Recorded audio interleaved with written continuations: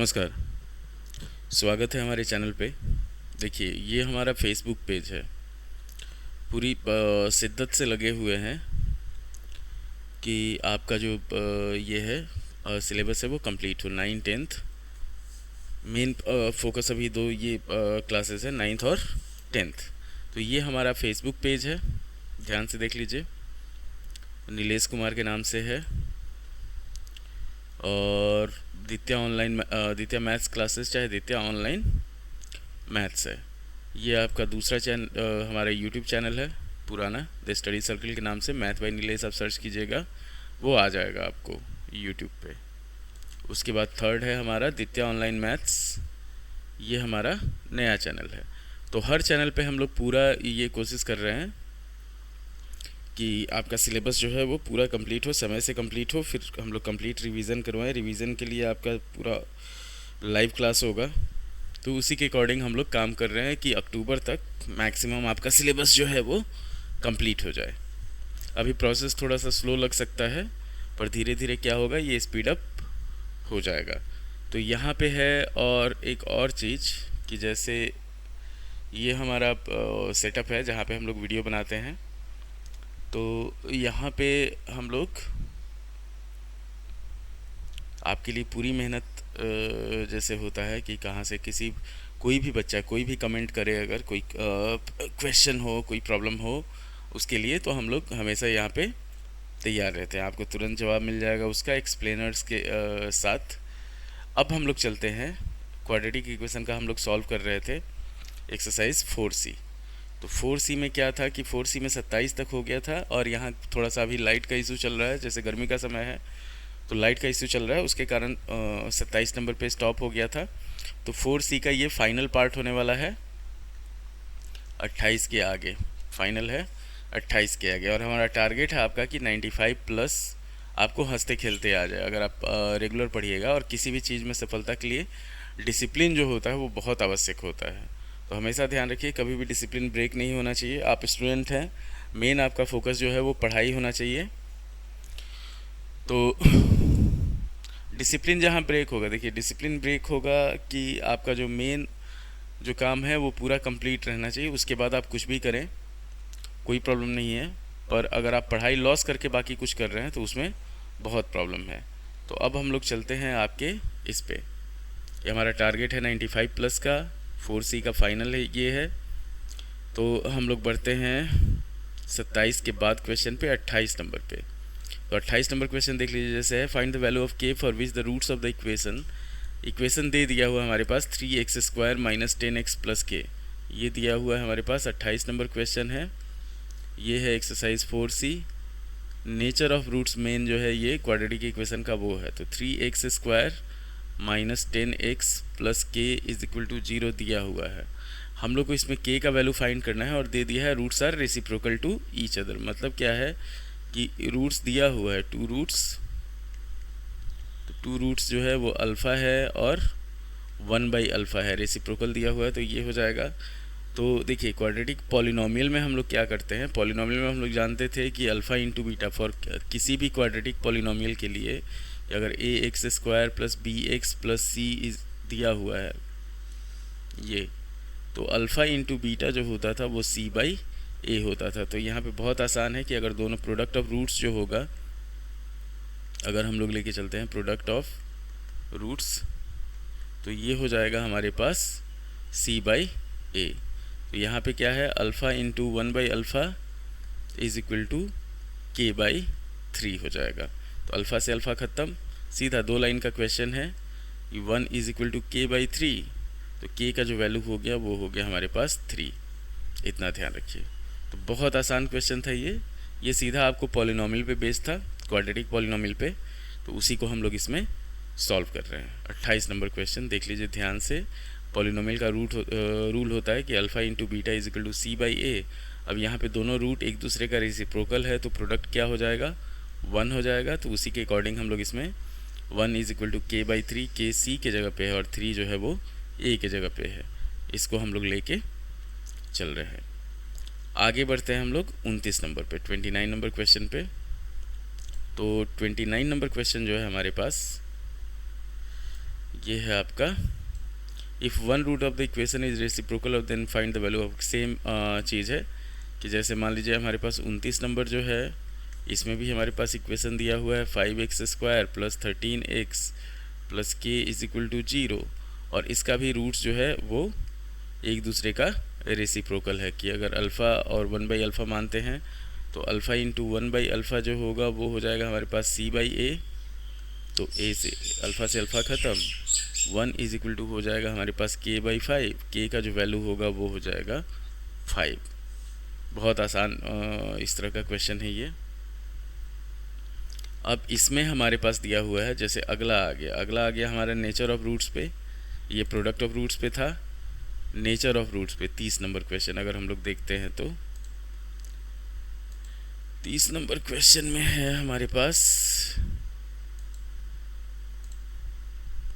चलिए इक्वेशन दे दिया है।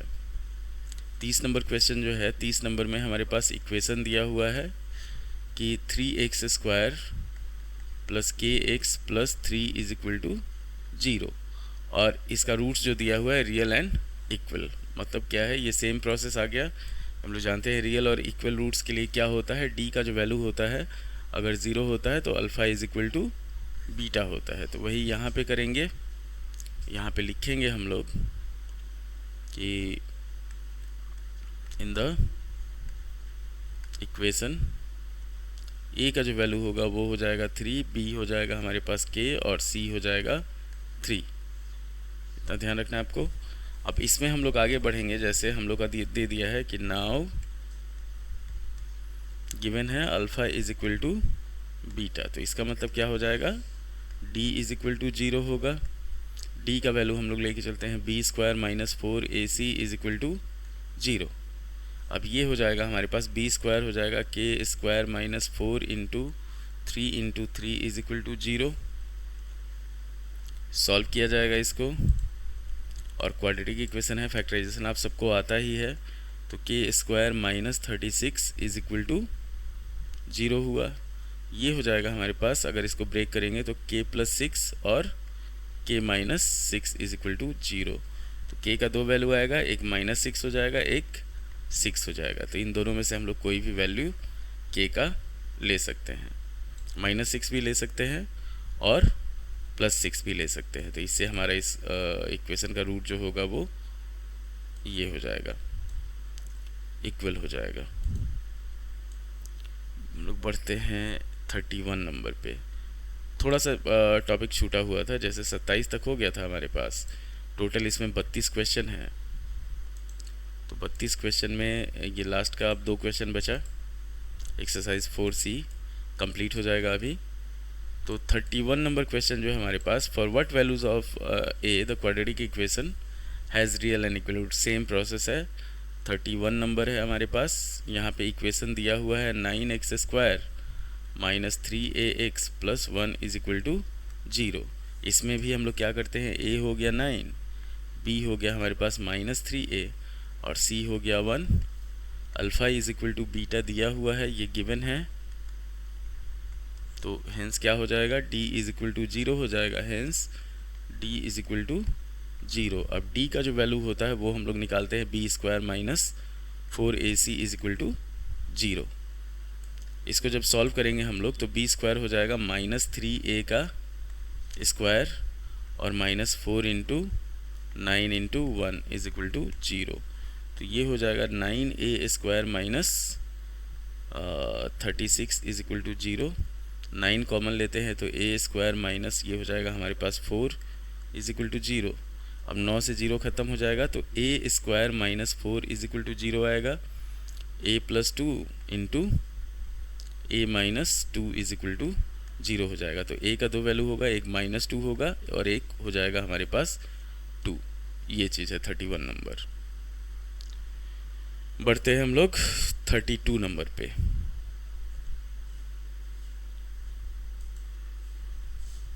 से 32 नंबर क्वेश्चन है हमारे पास।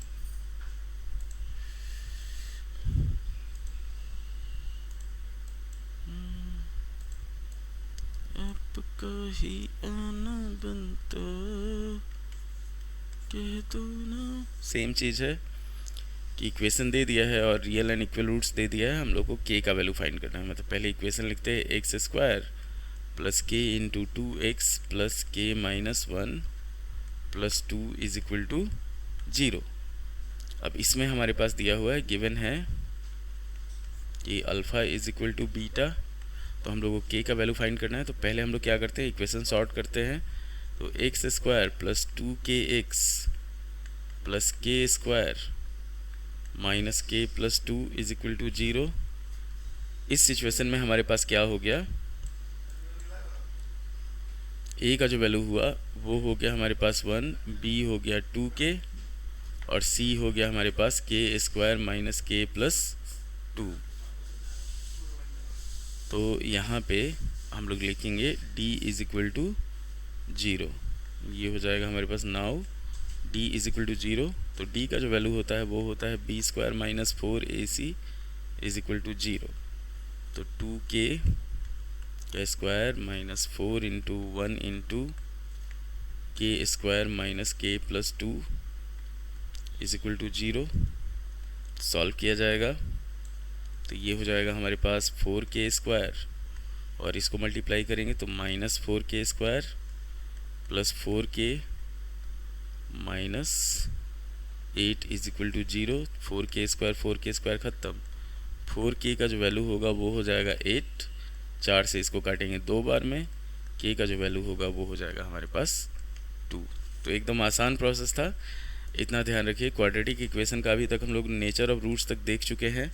तो अगर हमारे पास दिया हुआ है, फाइनल है कि अगर a x square plus b x plus c is equal to 0 दिया हुआ है, तो एक तो होता है कि अगर हम लोग फैक्टराइज करते हैं तो फैक्टराइजेशन का जो ये होता है, क्या कहा जाता है, प्रोसेस होता है, वो हमारे पास स्प्लिटिंग मिडिल टर्म्स पे आ जाएगा, चाहे ए स्क्वायर माइनस बी स्क्वायर पे आ जाएगा। तो उसके लिए ऑलरेडी फार्मूला है, या तो x plus a into x minus ए के फॉर्मेट में आएगा इज इक्वल टू 0, या x minus a into x minus B के फॉर्मेट में आएगा इज इक्वल टू 0, या फिर आ जाएगा हमारे पास x plus a into x plus b is equal to 0, या x minus a into x plus b is equal to 0, या फिर होगा x plus a into x minus b is equal to 0। ये हो गया। अगर फैक्टराइज नहीं हो रहा हो तो हम लोग d निकालते हैं। d का जो वैल्यू होता है वो होता है बी स्क्वायर माइनस 4ac।